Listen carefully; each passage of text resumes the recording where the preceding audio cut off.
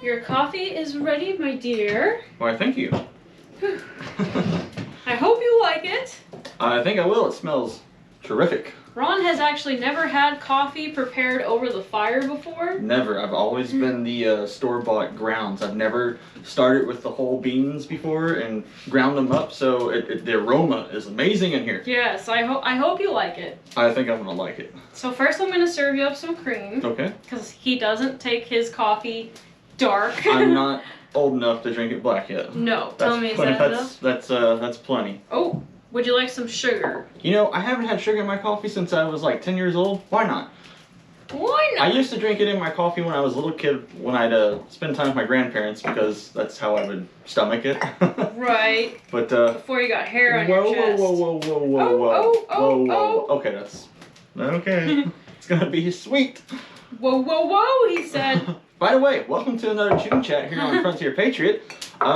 We do not have a cooking video this go around, so we're going to have a casual drink and chat with some ye olde coffee and talk about updates on the house, the wedding plans that are coming up, and random history stuff. Yep, and we'll talk about why we are not putting a cooking video out this week. Yes. In a little bit. But first, let me go ahead and pour this man some beverages. Well, this thing is really cool. It is really cool. I got it off of eBay. The trivet is made into the pot. And the pot is copper and it's lined with tin. I did kind of fill it all the way to the tippy. That's alright. Now, awesome. I'm going to pour myself some coffee as well, but... Now, Justine's not a coffee drinker. And I'm a tea drinker. But off camera, I said, you better drink it. I had to eat the fish dishes and all the other stuff all the seafoods. That I subjected you to. So this is your sweet revenge. Did you put some sugar in? No, you're right. I am going to completely doctor this up, make it edible. Yes, if you're not a coffee drinker, I highly recommend you doctor it up. Poll idea for this week. Coffee or tea? Coffee or tea? I am a huge tea drinker. I'm a tea addict. I have at least 2 to 3 cups a day of green tea. She does. I mean, literally as soon as I wake up in the morning, before I do anything else, before I even go to the bathroom in the morning, I drink a cup of tea. Before she's even out of bed, I have to bring her green tea. I hear. Okay, it ain't quite like that. I don't ring the bell. Where's my tea? No, I do it without the bell ring. No, but then I'm well trained. Ron knows that I'm awake, so he kindly comes over and gives me a cup of green tea every morning, which I greatly appreciate. Cool, that's good. Is it really? That's good. Oh, okay. I was worried about it maybe being bitter because it was over the fire for a good while. Okay. It's cooled down. But it's good. It's very good. Careful. As you see, I have a significantly smaller cup than Ron does. I think I've had coffee maybe 5 times in my entire life. Now, you've had some fancy coffee. Is it Turkish coffee? Is that what it's called? Where it's really thick stuff? The Arabic Middle Eastern style coffee it's actually really, really good. But we put so much sugar in it that it's a treat. But still, I've only had coffee maybe 5 times in my life. So well, I hope you like this. Thank you. I'm going to go ahead and put this slightly by the fire. Okay. Not in the fire, but just kind of by it. Just to keep it warm, in case you'd like some more. It's really neat because the legs are on it, and the way they're placed on it, you can just literally tilt it over, And I didn't know if you guys noticed, there's a little flappy thing on it, so it's just cool. A flappy thing? I gotta A go. lid. I gotta go get it. Oh. Like a muffler on a tractor. On the spout here. Right here. Yeah, so it's really tightly sealed. It helps it to heat up a lot faster. Yes. Doesn't let the steam escape. The outside is copper and the inside is lined with tin. Well, this is a fantastic cup of coffee. I mean, this is a $3 cup of coffee if you go to a diner anywhere. This is nice. Oh, I'm glad you like it. I'm gonna let mine cool a little bit just because I do have a sissy mouth. Even with That's good. Good. Even with my green tea in the morning, I let it sit for a little bit until the steam is gone. But it does look pretty good. It's very good. Tea or coffee, guys? Let us know in the comments, or if you're watching this live, let us know in the live chat. I think the poll should be green tea, black coffee, or coffee with creamer. I'm gonna have because this there are more people who sugar. only drink their coffee with creamer like me, and there's people who only drink it black, and there's people like you who only drink green tea, Okay. and there's other people who only drink the black tea like my mom. She only drinks black tea. Wow, So, I didn't know that. And a little fun fact for you guys, you might think that drinking coffee is more patriotic than drinking tea. And to a certain extent, I guess you could make that argument. Except for the fact, the reason why Americans drink so much coffee in the late 18th century and when the United States became the United States is because it was cheaper than tea. Coffee was like a fourth of the price of tea. That is true. There is kind of a myth going around that like because of the Boston Tea Party in the 18th century, we dumped all the tea in the harbor. We were saying no thank you to England. But you know what the funny thing is? The king owns the coffee as well as the tea. So they were upset about the tax on the tea, not upset about the price and tax on coffee. Because like I said, coffee was way cheaper than the tea. Cheaper. But guess who still owns it? The king. So damn the king and damn his tea, but I'll still drinking his coffee until we became the United States. And then it just kind of fell out of favor, I would say, because coffee is cheaper. Coffee's People cheaper. were broke. We just got out of a war. So a lot of coffee is grown in South America, which means that we're still in the same kind of area here. The Western Hemisphere. Yeah, exactly. We're still in the same hemisphere, so it doesn't cost as much to import it. And that could be why it's a lot cheaper than importing tea, which usually comes from China. This is true. Now let's talk about why we don't have a cooking video out this week. We are still going to put a cooking video out, but it's going to be a couple of days. That's all. Just a few days, maybe 3 or 4 days from now. So there's 2 reasons. Yes, you can't hear the one right now because they're done. But the road workers were paving the road. And they were doing a lot of beep, beep. Yeah. Beep, beep, beep, beep. So off far away in the woods, you can't even see the road from here. It's off in the woods, there's a road. Yes, and half a mile maybe. Half a mile maybe through the woods there's a road. And they decided the last couple of weeks that they're gonna start paving that road. It's like gravel right now. But we don't know when they're doing it. It's super random. I know. One day they'll come and then the next, it's not even a weekend. The next day, like Tuesday they'll work and then Friday they work and their hours are just random as well. So unfortunately the construction noises are kind of ruining the video. We tried, but we're gonna have to give them a few days to finish up. Last week we did a dress video because they were road working. The week before, the video that we made, that was very tough. We were shooting around all the beep, beep, beeps and, you know, the tractors and the dump trucks and stuff. So it was a long day. And today we just said, you know what? We're not doing it again. So we're just doing the Chew Chat version. And I'll give you a secret. Or I'll let you in on a secret. Oh, secret. The next cooking video is going to involve coffee. But it ain't going to be, you know, we're not going to sit there and drink it. We're going to eat it. But I ain't going to tell you how we're going to eat it. You're going to have to wait to find out. Yep. So, the second reason why we're not filming today, but we will in a few days. 1 second.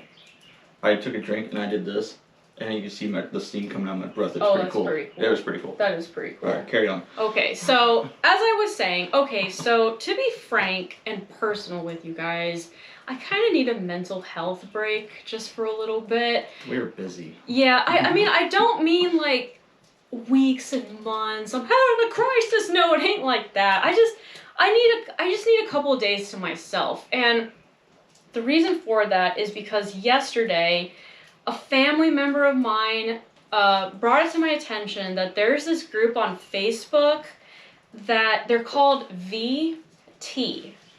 like the letters VT, that they made a video about me without telling me they were going to do this. So they never contacted me, they never interviewed me, they never emailed me. I had no clue they were doing this, and I would have never known if it wasn't for that family member tagging me and letting me know. But basically, they just made up a whole alternative universe story about us. Apparently, we are hobbits and we live in the middle of nowhere in the woods, and we have no contact with modern life. Yeah, with civilization. But yet, somehow there's a camera that follows us around. Yeah, so this video has 2,000 likes the last time I checked. It's only been out for, I think, a week now. So it's gaining some attention.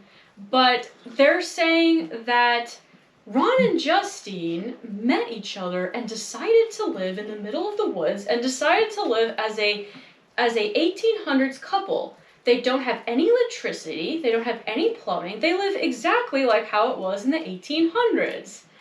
They live completely off-grid, and they have no contact with modern civilization! Guys, we're just reenactors. We're reenactors who really love our job. Yeah, we are history educators. I don't think I ever told anyone ever that we live as reenactors 24/7. It would be impossible. It would be impossible. There would be no way to get to events today and haul all your junk without having like two wagons and a team of horses and leaving a week and ahead of time, and it would just be a pain in the rear. It's not feasible. If you're out there and you seriously, well, basically Amish people live like that. You know, they have a buggy. But they're set up. They have a community. They have one guy that does this, one guy that does that. You cannot do that on your own. There's no way. You have to have help.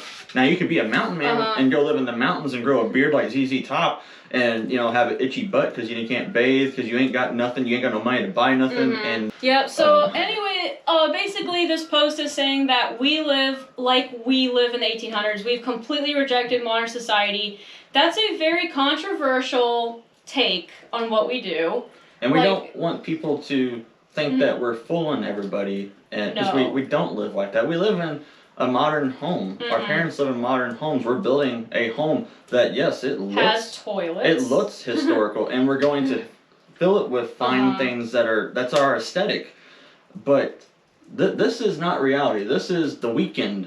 There's nothing wrong with that. But we don't live like this. every day. We don't live like this every single day. I mean, we're reenactors, so we go to these events, we camp out with other reenactors and all that, but I don't know a single reenactor who seriously lives like that 24/7. Like, they don't use toothpaste, modern toothpaste, they don't use deodorant, nothing modern. No cell phone, no car, no YouTube, no tractors, no cameras, no... Absolutely nothing modern. So we wouldn't be on the internet. I don't know anyone who does that. But obviously Amish people are different. But I'm talking about reenactors. Right. Yeah. So our goal is just to teach and educate people about American culture and history. And give you a glimpse. And maybe this person isn't... I wouldn't call this person a true fan because they would obviously know us if they were. They don't know us. So maybe they're just seeing some of the drama videos and skits and thinking, wow, they really live this way. Let me make a video about them and get clicks and make money off of it. No, the thing is this... Okay, because we try to show the lifestyle, but we don't live that. It's impossible. I know some people who work on the inside of TV channels, like TLC and reality TV shows, and he told me that these kind of places will straight up lie to people. Like, they will try to sensationalize someone's life. So... He told me that if I went on TLC, for example, they would refuse to film us unless we lied and told people that we live like we're in the 1800s. Because they want sensation. They want weird. They want strange. They don't want us to go on there and say, oh no, we're just history educators, but we're trying to reach more people than just standing in front of a board with a textbook. So we're just trying to visually show people how someone would have dressed and ate back then instead of just... In the year of our Lord, this is what happened, this battle. We're going about it a different way, but we're still just trying to teach people about history. They don't want that. They want to lie and say that this... Look at the freaks! Look at the freaks! They live like it's the 1800s. They don't use toilet paper. They use corn cobs, and they wear all fur and leather, and they bang 2 sticks together. You know the funny thing? Things keep going the way they're going. We might end up living like the 1800s, and they'll be the ones that'll be the ones that can't survive. That might be true. So anyway, this group on Facebook, this video that they put out that's going like semi-viral right now, the comments are very mean. I mean, I would say like 95% of the comments are negative. Some of the comments are like the typical ones where they say, oh, I would never live back then because you would get typhoid and West Nile virus, and you're like some really silly assumptions about how people lived back then, like everyone was dying by the age of 25.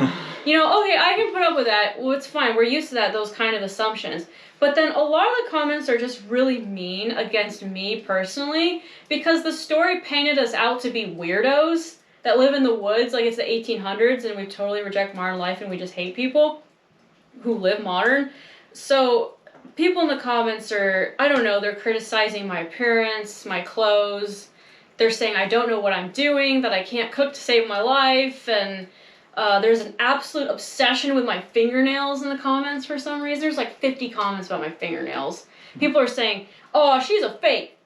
Yeah, I'm a fake because I don't live like that all the time. But anyway, they're saying like her nails are too long. There's no way she could be doing that in real life. And it's just like, oh my gosh, guys. I have strong nails. I trim my nails once every 2 weeks with a clipper and that's it. I've never had a manicure, pedicure in my life. I don't even know what that means, what the difference is. I don't paint my nails. Like, I'm sorry God made me to have long nails. But anyway, because I just need a mental health break for a little bit because sometimes the trolls will get to you. And we can't be ignorant or rude because then they'll say, hey, look how they... oh, yeah. You know, so... And it does get to you after a while. They say don't read the comments. Well, you always read the comments. We do reread all the comments. We might not reply to them, but we read them because we want to know what you guys are thinking. You're real people. I want to see what you guys are saying. I don't view you as a number. Right. Like, oh, my video has 500 comments. No, you're 500 individual people. I want to see what you guys are saying. And you can always grow thick skin, and it might get thicker over time, but sometimes it's just it creeps in, and once it creeps in, it just gets you, and it got to us this week. So we're just taking it low key today. Yeah, just low key today. You know, because it takes 8 hours to film a video that's only 10 minutes long on Early American because it's just Ron and I, and so we're constantly changing the camera and the lighting. You gotta make sure the fire's always going. Yeah. So because of that, you know, it's really hard to do that when you're going through an episode of depression, to be frank. To slave over a hot fire for 8 hours when you're just mentally put down and kicked down, it's not hard, so it's not easy. So I just needed a couple of days, nothing crazy, but I don't know, I just need a little bit. I did have one person apologize to me in the comment section of that video, and satisfaction. I hold you in the highest esteem and regard for doing that because it's so rare when a troll apologizes. But I just replied and I said, hey, I'm the woman in this video and I don't live like it's the 1800s all the time. I'm just a history educator and I'm trying just to teach people about American culture. And she totally apologized and said, oh, I'm sorry. I believed what the video said about you, so I didn't question it. And she even subscribed afterwards. Nice. Yeah, so that was really nice. You know, there's definitely a lot of very good people out there, but unfortunately there's a lot of fake news on Facebook. Really, really bad. Ignorance is bliss.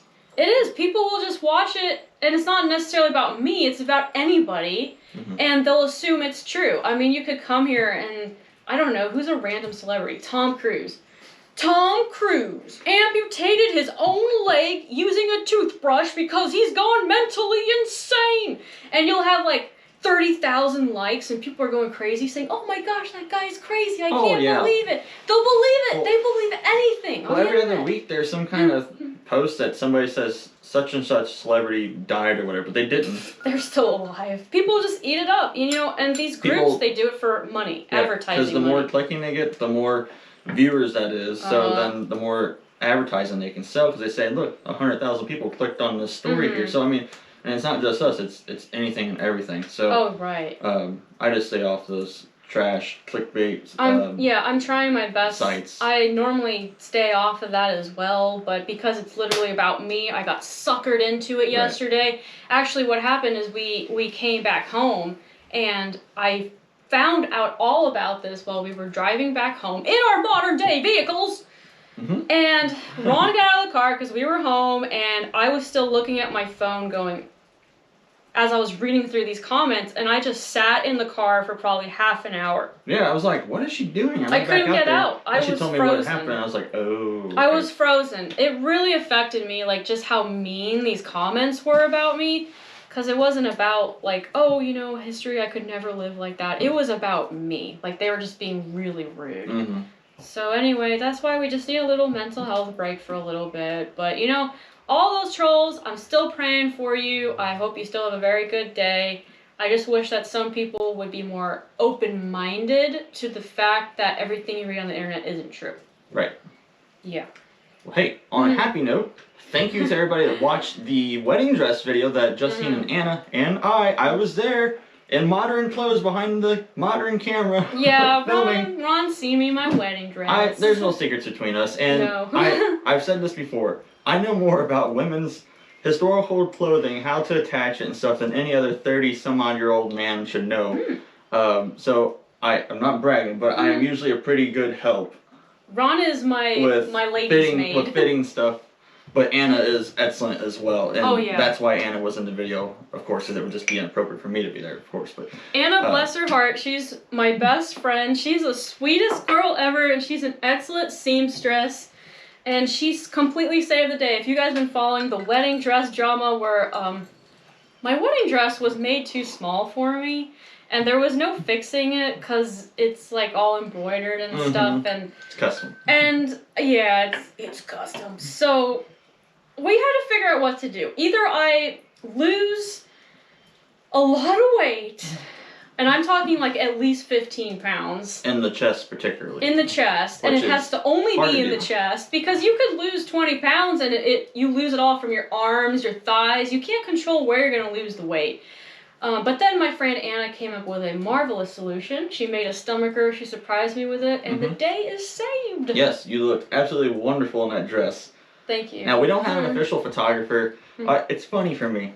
I've shot dozens and dozens of weddings over the years, but I can't bring myself to hire somebody for the same price to shoot my wedding. So I'm going to try to do our photos myself whenever the ceremony's done. We're going to hop in the carriage. We got the carriage, by the way.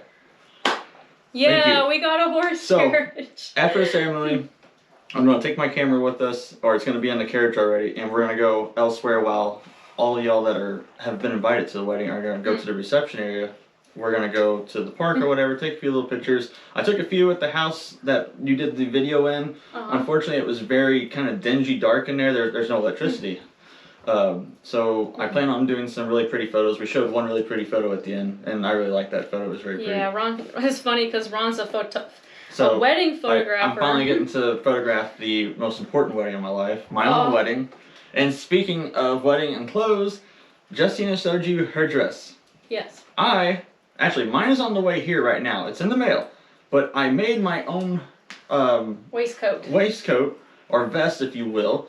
Or I bought one, and I embroidered stuff on it to make it look, what's the word to say, fancy? Just more formal? I don't know. Yeah, more formal. But yeah, you've never embroidered anything before. Nope. This is your first time. So here it is, guys. What do you think about it?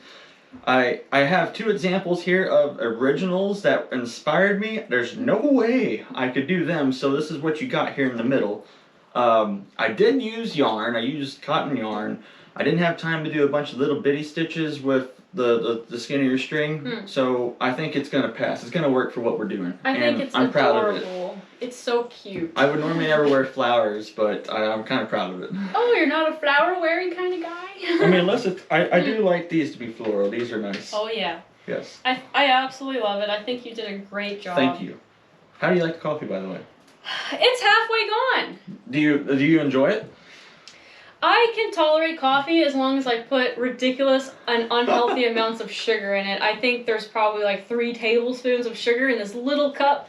which is not very pleasant for my health, but it tastes good. It's great as long as there's a lot of sugar in it. It's very tasty. I like it. This is better than the stuff I normally Really? drink. Yes, I'm quite enjoying this. Well, I'll just start making you coffee like that every day. Thank you. I'll just start. Okay, so when I was a little girl, my dad had a wall-mounted coffee grinder, and I loved using that thing. I've never seen one. It is so satisfying putting coffee beans in here and just doing this as a kid and hearing the crunchy sounds and powder comes out. So I have no problem doing that for you. Well, thank you. There's actually a good amount left in here. Try to show you all without it spilling out. Right. It smells so good. It does. I mean, the beans already smelled great when they were still in the skillet, but when you round them up, it just... I'll admit, coffee smells absolutely amazing. It does. And my mom does not like to drink coffee, but she loves the smell of coffee. I'm one of those people. So I think everybody loves the smell of coffee, but not everybody likes to drink it.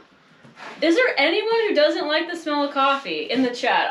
I'm curious now if there's such a person out there. I will say a few years ago, whenever the crazy sickness stuff was going around, I did get it, and you had it too. COVID. It ruined... You say that word, they're going to flag us.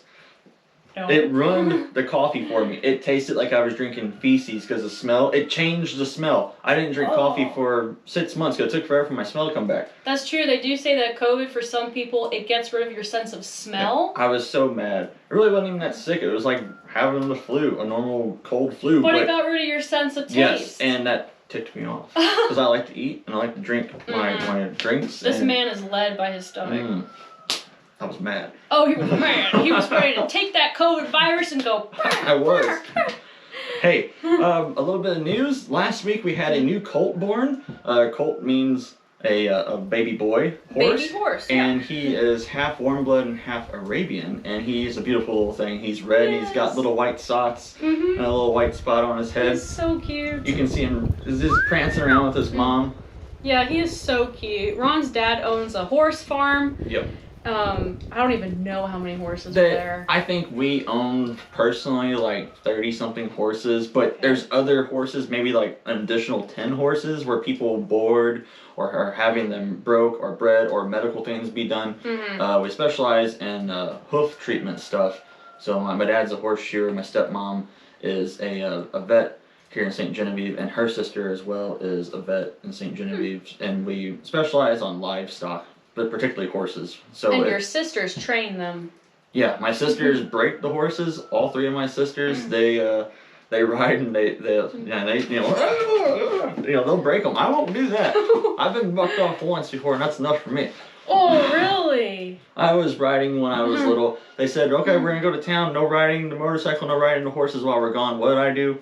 Well, that time, anyways, I hopped on the horse. How old were you? I was probably, I don't know, 9 or something. Aww. And I wasn't supposed to, and got into mischief, and then the horse freaked out and then bucked me off, and yeah, end of story. Did it even have a saddle on it? Yeah, it has a saddle on it, but she was ornery thing. She was Appaloosa. Sometimes they're a little ornery. Her name was Sarah. I'm glad that you're okay. Sarah. Sarah. I've heard some nightmare stories about people getting bucked off horses and the horse lands on top of them and they break their spine. That's scary stuff.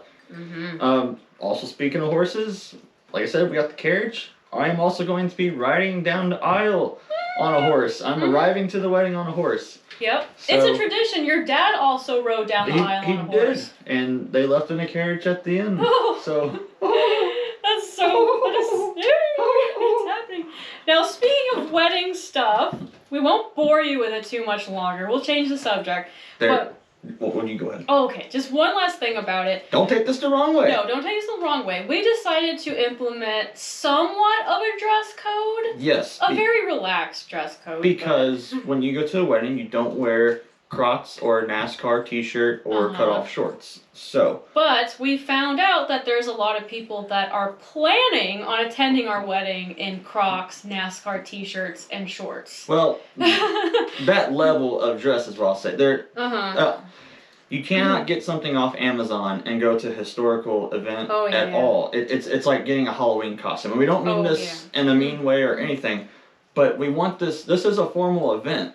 So when we say historical clothing, these are not costumes to us. These are real clothing. This is not nylon polyester from Amazon. This is a $150 vest.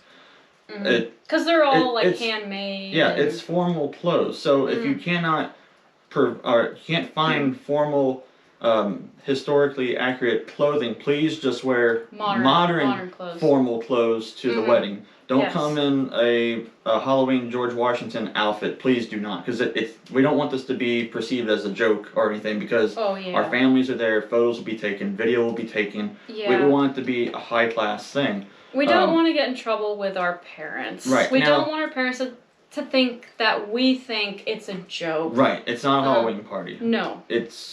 It's also not Versailles. We don't expect you guys to buy the most expensive thing. But if you're involved with the wedding or something, you usually buy a nice sports jacket. Let's just say a sports jacket runs $75, and a pair of slacks, nice pair of slacks, runs $50. That's about the same price. You can buy something a little bit cheaper than this. Samson Historical sells things that are under $100 for pants and shirts for men, and they have some ladies options that are very affordable. Yeah. But please do not go to Amazon. Oh yeah, please no Amazon. No Amazon. I understand money can be an issue for a lot of people. Then just wear the modern form that you have. Yes. So on our wedding invitation, we said that it's an 18th century wedding. We're going for Rev War era. Yeah. So no Renaissance era, please. That's not no cowboy. Cowboy is not it. Renaissance is not it.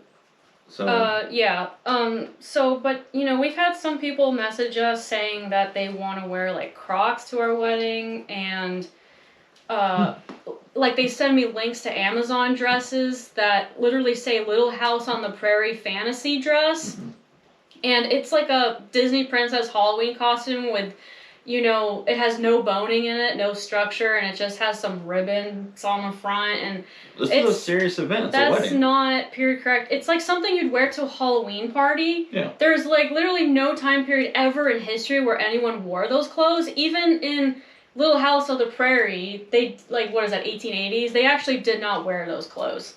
They wore corsets. Even if you were poor, you would have worn a corset probably, because if you didn't wear one, you were seen as being a prostitute. So, but anyway, it was just please don't come to the wedding, not respectfully dressed. And like Ron said, if you can't afford a new outfit, we have friends that sew their own clothes, and you can make a woman's outfit from the 18th century, a short gown and a drawstring skirt for $50. There's a how-to video on Candy's channel, Cabin Crafts. Her and Justine make the skirt and the short gown, which is a jacket that goes over in pins. You don't need to lace it. You don't need stays for it necessarily. It's a one-size-fits-all. Yeah. So comfortable. It's like an 18th century kimono. So you just buy 2 or 3 yards of fabric, and you can buy really cheap fabric. I mean, just for that much, maybe $20, and But if you don't sew, then you just come in modern clothes. It's okay. We'll make exceptions. It's fine. But we would rather have people come in modern clothes than come in a Halloween costume. Yes. And like I said, you ain't got to buy the most expensive thing. You ain't got to have the full ensemble. No. Just try your best, and just no nylon, polyester, Amazon stuff, please. Yeah, and then as far as modern clothes go, like we said, just please be respectful. It's not a barbecue. It's not a barbecue, and I can't believe we have to tell this to people. Unfortunately, we do. I get that some are real excited, but please just remember, this is a wedding. It's a real wedding. And our family's gonna be there, and we don't. I mean, just be respectful, guys. You're going to someone's wedding, and you're not blood relation, so you can't get away with stuff like you would if you were the grandma. I would make an exception for my grandma. I'd be like, okay, grandma, sure. I just want you to be there. But now, if you want an 18th century version of Crocs, there are these things that you can wear. They are wooden shoes. They're called chabots. Oh, yeah, I guess. They slip right on just like Crocs. No, okay. I'm trying to think why someone would want to wear Crocs to a wedding. Is it because you have feet issues? I'm not sure. I've never worn Crocs. I've Me neither. heard they're comfortable. They breathe because they got holes in them, maybe? Yeah, but don't they make other shoes that are for people who have arthritis and feet Dr. issues? Scholl's. I got Dr. like Scholl's in my Dr. boots. I'm Dr. not Scholl's. joking with you. Uh-huh. They're in my boots. Oh, yeah. I have sensitive feet as well, you know, but I don't know. Your dad wears Crocs even when he's welding. I know. He's obsessed with Well, Crocs. my dad is a different breed of man. Yeah, so his dad has Crocs, but he still ain't coming to the wedding in Crocs. No. You know, speaking of my dad and Crocs, it reminds me of a story we're going to get into because we're going to give a house update. He was actually wearing house shoes when he was up on the roof with me and Zach yeah. working on the plumbing. Oh, By the way, man. this is the picture of the vent piping for our plumbing on our house that the plumber did. How does that look? How acceptable is this for a brand new system, is what I'll call it. Now here's a picture of what me, Dad, and Zach did. Look how professional this looks. The plumber that came out butchered our roof. It was leaking. Butchered our walls. He drilled holes and then decided that wasn't where the pipe was going. There's like 15 holes in each board along the wall of the bathroom upstairs. And then he didn't even put it in the right place. Like the bathtub's in the wrong place. The bathtub was a foot off the drain. Yeah. It's just you got to go back and do this stuff. And these ain't things that I caught because I don't know these things. I shouldn't have to know these things if this guy's a professional. Yeah, we paid money for him to And he'd just show up when we weren't there. And he's like, "Hey, where's Key at? I'm out here." And we didn't know you were coming. We're in the middle of a video or yeah, something. we didn't know you were coming. So you can't watch them. And I try not to micromanage because I've done that in the past. Working in the restaurant, I ran a really tight ship in the kitchen as a kitchen manager, and some people didn't like that, but it was we ran it nicely. So I've learned to take a step back on certain things because I don't want to come off as a jerk because there's a fine line to walk there when you're micromanaging from being a jerk about it or being nice but yet firm, and everybody takes it a little bit different. So I just try to give you the benefit of the doubt at least the first time. We let him do his thing. We didn't stand over him or anything. We just let him do his thing. Because I don't like when people do that to me. And then a few days later, it rains. The roof is leaking. The roof's leaking. We're finally going and installing like the toilets and the bathtub. Shower. Oh yeah. Also, have you ever gotten to a shower where you open the door, remove the curtain, reach straight in, turn on the water, and it in your face, and then you hurry up and close the door before it gets on the floor? Nobody has that. He put the shower head facing the us. opening. And he said, well, you have an external wall here. Can't put water lines in that, but yet he did it upstairs. 2, he should have called me and said, the partial wall, because our shower is like I'll say it's a square. So you have to put another wall for the other side of the shower to be on. Yeah. He should have said, Mr. Rayfield, I will come back whenever you have that wall built so I can put the shower head on it. No, he didn't say that. He just put it on the wall that was already there, which means it's facing the entrance way. Yeah, so anyway, this is why we have mental health issues now. No, I'm kidding. Like, this is why we need a break. Out. What's left of it? Yeah, so, okay, the roof is leaking. Our brand new roof. And Ron messages this plumber, and he's very nice about it. He says, the roof is leaking, and he just sends him pictures. The plumber says, okay, I'll come out and fix it. And at first we said, that's fine. But Ron's dad used to work in construction. So he knows literally everything. And Ron's dad said no. He said this guy butchered it so bad that I don't trust him to come out to even fix it. He's just going to make it worse. Right. So then you guys get up on the roof and fix it, and this is what it's supposed to look like. And now the roof isn't leaking anymore, but unfortunately we paid money for this guy to come out and do all this that we'll never get back. No. Yeah, that was a rip deal. And the sad thing is, he was bragging on his way out that I'm okay. Sugar? No. Okay. He's like, I just got a big job and doing all these apartments in the next town over, and now I'm thinking, those poor people.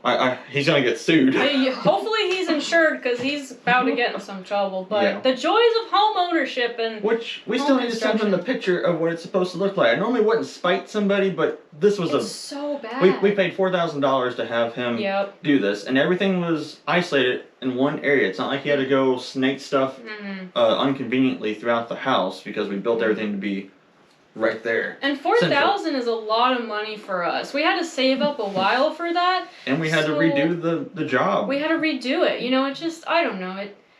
it's like you can't depend on. We're learning you can't some depend on people anything. sometimes, The only yeah. people that did a good job so far is the well people And the concrete and the foundation. concrete people. Oh yeah, they and did then great. the wood people. That's Us. you. Us. But that's all we've had out anyway. There hasn't been anyone else out really. So, oh yeah, speaking of the well, we finally have running water. I thought we told them that. Oh, but we're telling you again. Okay, yeah, it was 700 feet deep, 680 feet deep to be exact. And it's an artesian well, so it's constantly spitting out water. Yeah, and finally, because I have 40 potato plants that came up, most people, they don't plant a garden while building a house. It's one or the other. But I want us to move in and have food this year. And if you don't think ahead of time, by the time it gets to be winter, you're not going to have any green beans. You're not going to have any carrots or potatoes or corn. And we're about to plant field corn. Yeah, she wants to experiment with making her own chicken feed. Yeah, I do. I really do. Okay, so I bought some field corn seeds. Now that's interesting because we couldn't find field corn seeds for sale anywhere around here unless you're a licensed farmer. Yeah, I think Monsanto has something to do with I that. think they do. I do. But I did find some for sale online. Okay, what is field corn? Field corn is a type of corn that you can dry. It's dent corn, that's right. And you can grind it into cornmeal, and you can feed it to livestock, to your pigs, to your chickies. Sweet corn, you can't do that. I think it has so much water in it that it just rots. That's why we eat the sweet corn. Yeah, we don't eat the other one. Exactly. You break your teeth. Yeah, sweet corn. So that right there, that would be field corn. Yep. Yeah, it's dried. And once you dry it, it's good for years and years. But sweet corn, it'll rot. And the sweet corn seeds are for sale everywhere. Go to Tractor Supply, Walmart, wherever they sell the seeds. But that's a little hard to find. Now, you can clean your sweet corn, you can freeze it, and you can have corn in the wintertime. Yeah, so you can don't have to eat it just right then and there. Yeah, you can can it too. Take it off the cob and can it. So it's like you got your own canned corn, but it's in a jar ready to go. It is a lot of work, but it is good. I love corn. Fresh corn is delicious, especially whenever you put the butter on it, salt, pepper, and you put it on over the fire, and it gets the char marks. Oh man! You know, corn is native to the Americas. It is. You know what else is native to the Americas? Me. Oh yeah, pumpkin, squash, peppers, tomatoes, and corn. All the good things. All the foods that I can't imagine certain cultures not cooking with. Right. Oh, I just remembered something. What did you remember? What did we do yesterday, Ron? What did we do? How do you not remember this? Well, we did like multiple things. We went to the courthouse. Oh, yeah. We got our marriage license. Yes, we did. So we got 30 days to use it, which that's plenty of time for us to get married because we're getting married in like, I don't know, 15 days or whatever. Something like that. Yeah, so we had to plan that just right so that we don't run out. You have to get a new one if you go past the time that it's good for. So for those of you that have never been married before, don't know how it works, which was me until yesterday. Me too. You go to the courthouse and you fill out a really tiny piece of paper. It's really not that hard. It's one piece of paper. You just show your ID and pay $51 and you have it. But you have this beautiful piece of paper, but it's not. You're not officially married until a priest signs it. Or preacher. Or priest, preacher, minister. Someone who's ordained, right? Yes. Yeah. Ordained. So you have to have it signed within 30 calendar days, or else it's null and void. And then you're actually married in the eyes of the state. So we're like half married now. Yeah. Sure. We're half married. So it came with two certificates. One we return with the signatures on it to the courthouse, and the other one, which is fancier looking, is the one that we get to keep for personal use. Or whip out and be like, remember this 50 years ago? Oh gosh. It says right there, you're mine. Yes. I'm impressed by how beautiful the paper was, and then we started doing research about marriage certificates in the United States in the 1800s, and they were beautiful. Now somebody sent us one last year from the 1870s, and it's just beautiful. It's colorful. It's gorgeous. I'm not gonna lie. I was expecting ours to be pretty like that, not just blue and white. I mean, it's cool, but the older one was way better looking. Apparently I'm easily impressed because when the lady at the counter gave it to us, I said, oh, "That is gorgeous." I had no clue that they made such pretty marriage licenses to this day. At least in Missouri, they do. Oh, that $51 pays for that nice thick paper. Oh, that's where that. And that went. seal that's on there. Oh yeah, that the gold pretty seal. That pretty seal. So we are half married. I'm gonna change my name to Rayfield, my last name, once I do get married. Pioneer Days is next weekend, May 4th and 5th. It's a free event. We got wagon rides, we've got food for sale, we got drink for sale, we got old time root beer coming. Bud's Root Beer, they usually come at the fort at the big event in June, which they'll be there in like a month or whatever. So they're coming to our little event in St. Genevieve, so I'm super excited about that because that root beer is the best root beer you ever ate or drank in your life. It's because they actually make it with real root. What is it, sassafras root? Yes. It's not dangerous. It's safe. It's safe. It's uncomparable to the store root beer. I mean, it's amazing. You know, I was digging up an old fence post, I don't know, 10, 15 years ago because we had to repair the fence, and there was these trees around there, and I was digging it out because it was a cedar fence post. It was rotten. Had to get it out of there and put a new one in. And I was digging, and I hit a root, and I smelled root beer. Oh. I hit a sassafras root. Neat. And I was like, oh, it smells like root beer. It smells so good. It does smell amazing. Anyways, Pioneer Days. Be sure to come. It's going to be fun. We got blacksmith, we got gunsmith, we got scrimshaw, we got paper marbling, which is... Candle dipping. Yeah, candle dipping. I think I'm going to do quill writing and maybe some other things. We'll see what happens. Depends on how busy I am. Children's games are going to be there. There's going to be, I'll just call it wool spinning. The lady with the spinning wheel that spins the wool. And lots of other things I can't think right now because I ain't got my list with me. But anyways, it's worth it. Just come to it. It's free. Have fun. Yes, if you want to visit our town, St. Genevieve, Missouri, it's as good an excuse as any to come that day. There's a lot of Airbnbs in town, restaurants. The weather looks great. It does. So far, it's No rain. looking like mid-70s and clear, which is perfect. And also my favorite author is going to be there, Jeff Baggett. He's going to be there selling his books and other 18th century writing utensils and stuff like that. He's a bookseller, and he's also a minister, and he's the one who's going to be marrying us too the following weekend. Yeah. So lots of stuff happening. It's a very busy May. Yes, it's very, very busy. I'm very, very excited for that, though. I'm very excited for the honeymoon too. I'm so excited for the honeymoon. People keep saying, "Are you guys getting nervous yet?" We're not nervous. We're excited. We've been together for 3 years 3 years. now. Yeah. May 5th or 6th will actually be our 3rd year anniversary from meeting. I'm calling it an anniversary because that's the time we met in person. We started dating the day that we met. Yes, we went to Domino's. That was our first dinner. I mean, this gentleman, he greets me in the parking lot with flowers that he picked up the side of the road. Yep, those purple wildflowers on the side of the road. So of course I started dating him literally from that moment. So, where was I going with that? We were talking about Pioneer Days. So guys, just meet if you want to say hi to us, the week before our wedding, just say hi to us in general. Just come on down to Pioneer Days. It's in the backyard of Sassafras Creek Originals in St. Genevieve, Missouri. A free event. We look forward to seeing you guys. I might sell my candles. Ooh. I'm not 100% sure yet. We'll see what happens. If you're extra nice to me, I'll sell you one. Yeah. Well, hey, I have a fun history fact. Now, we love watching movies, okay? We do. And lately, we've been embarking on these hidden gem of historical movies. We watched a movie called Tulip Fever a month ago, and we talked about the tulip craze. So we watched another one from 1984 called The Bounty. It has Anthony Hopkins and Mel Gibson in it, a very young Mel Gibson, and it has to do with 18th century shipping and exploration. This story is bizarre, so we're gonna get into this week's weirdest history facts. Go. Now, I will say the movie is not about this particular man, but it does reference him, and it's from the same time frame. We're going to talk about a man named Captain James Cook. He was born in 1728, and he was killed in 1779 in Hawaii.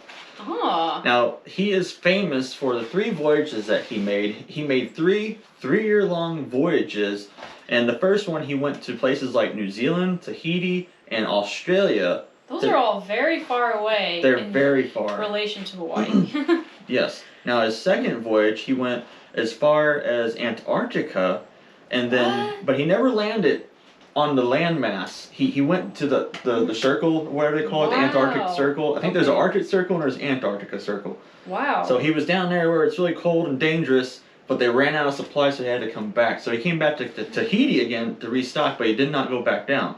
His next voyage, he went to Hawaii, and then he went all the way up to the Bering Strait to Siberia.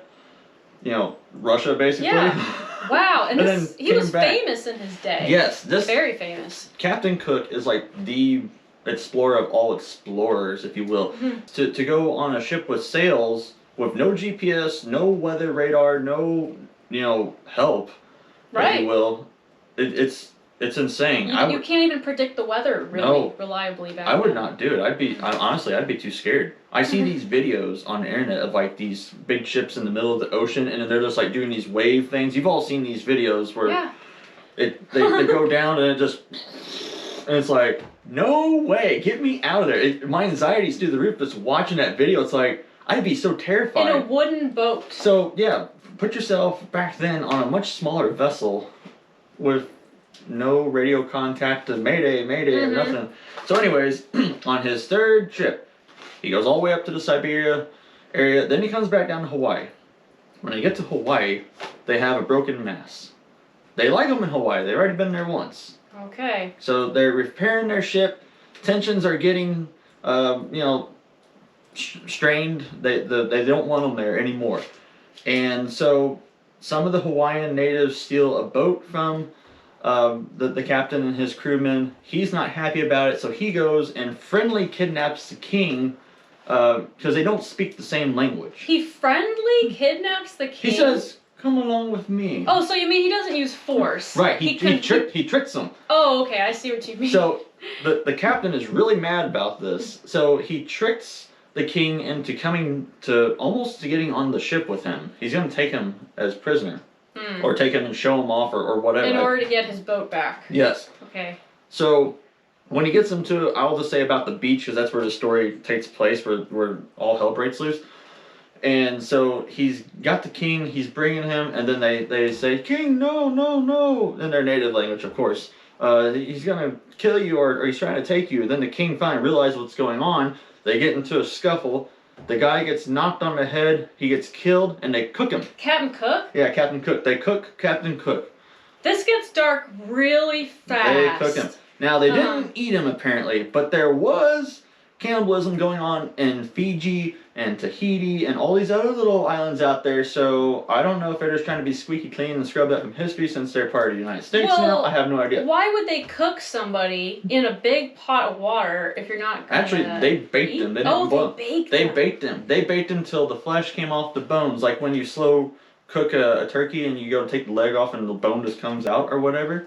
That didn't happen with our turkey this Thanksgiving, unfortunately. No. But you know what I'm talking about. Till the meat's tender to where it comes off the bone is what they did. Yes. So they scraped the flesh off his bone, cleaned his bones, and they returned some of his bones to his countrymen, and then they took them back with them and buried them at sea. They definitely ate them. Because why would they do that? I think they ate them. Now, it says they didn't, but like I said, these other little islands out there in the middle of nowhere, they're doing cannibalism. How would they know that they didn't eat him? It's not like a white guy went back to the island and asked, "Hey, did you eat him?" No, they didn't do that. You think they'd actually tell you? No, why are the bones so clean?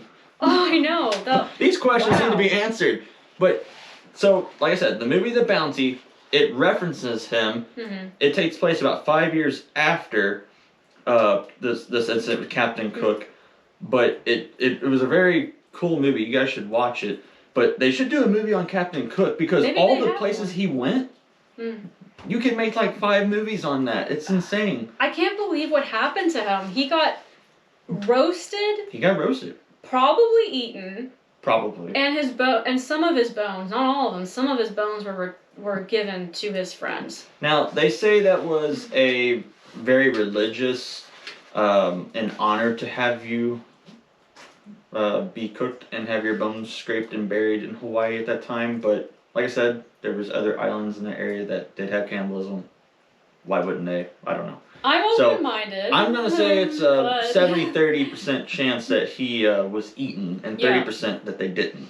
Okay. But that's just my own opinion and belief. So that's this weirdest history fact is the fact that Captain Cook got cooked. Got cooked. Unfortunately. Now I have a little mini this week's weirdest history fact as well. So an additional one.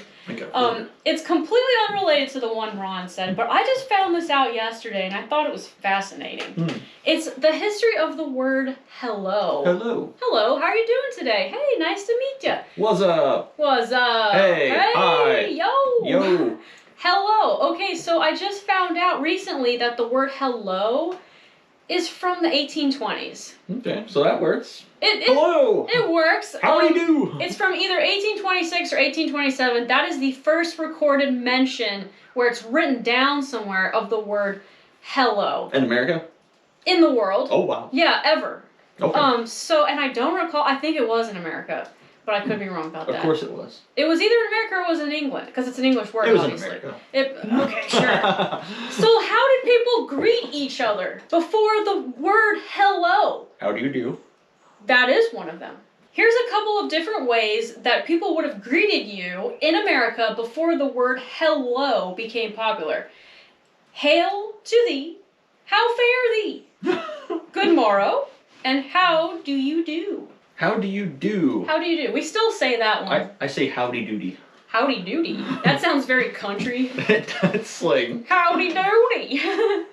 How does thy fare today? Oh, how does thy fare? Now that's probably Pilgrim era. That's Old going back. English. Yeah, now that's going Or back Middle far. English.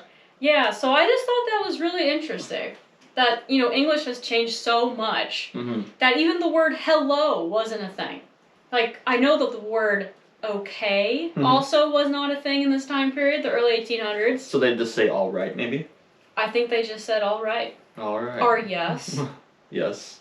Exactly. Yay. We still say how do you do, but we don't say the other word, the other phrases really. How goes thee? I mean, who says that? Yeah, I've never heard anybody say that to me. We need to bring that back. How goes thee? How goes thee? Yeah, I don't know. It's strange. I guess we're not bringing it back. We don't live that way, so... Oh, yeah. Yeah, that's right, Facebook. Remember that. I thought I had something else important to tell them this week. Oh, I'm trying to think. I'm trying to think, too. I'm thinking.